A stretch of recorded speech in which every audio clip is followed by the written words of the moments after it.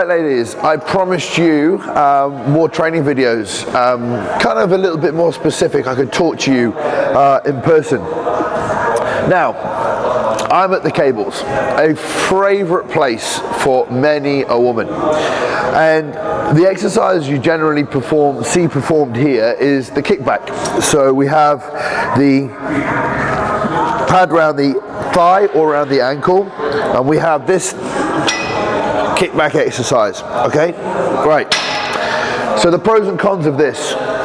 Well, one of the things that you have to consider is the goal that you're trying to do by doing the cable kickback is to build bigger glutes.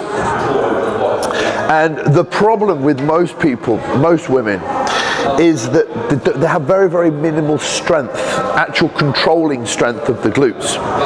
So the cable becomes very much a momentum-based exercise with actual minimal muscle fiber recruitment. And because of the nature of it being free, the amount of load that you can lift becomes a little bit of a limiting factor.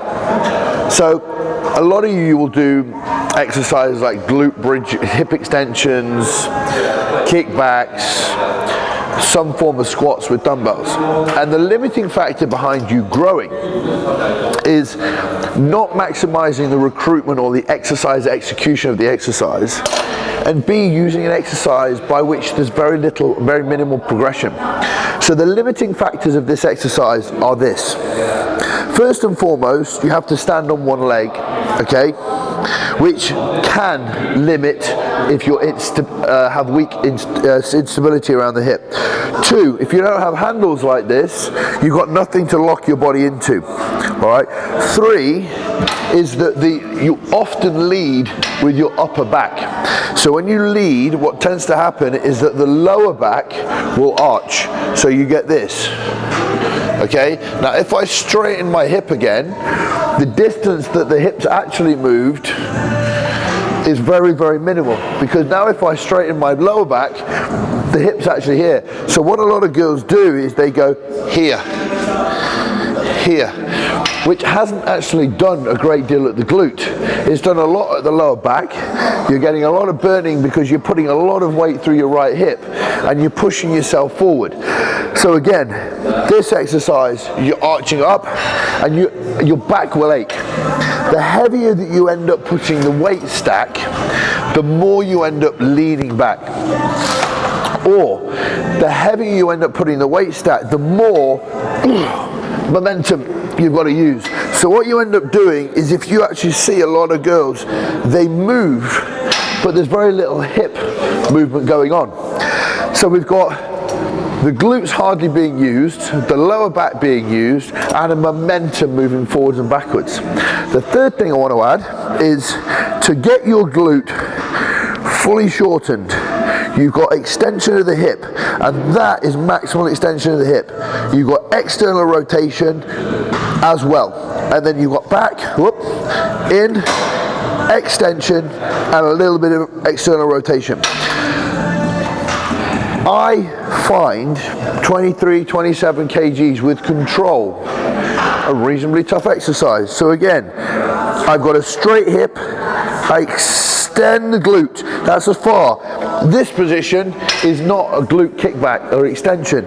This is maximal hip extension with a slight bit of rotation. All right, now, if I find that reasonably hard, most women, half if not more weight less than me and less strength than me, are going to find that very, very hard. So the exercise itself has to be perfected and executed with precision to do it right. And if you're going to get it right, it's a very small movement and you've got the glute under control. Now, the exercise in itself is great to really get the glutes slightly activated, because let's say you're a female and you do 14 kg. This is getting the glute in a shortened position.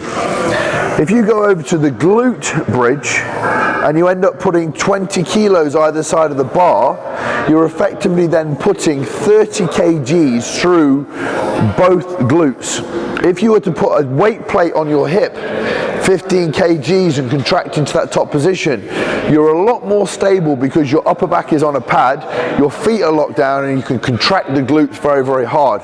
So my question to you is this the most advantageous exercise to be able to put a good amount of load through your glutes? And we remember this, your glutes are going to grow one of the most from this external loading, which is going to come from a glute RDL, okay?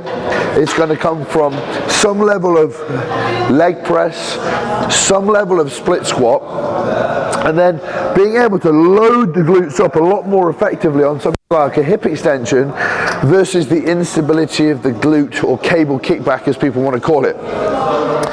So I really wanted to use this video to give you an overview of the exercise, if I think it's effective, if I think it's something that you could replace with something more appropriate to enable you to develop your glutes. So just remember, the more stability you can have, the more load you can place through the glutes.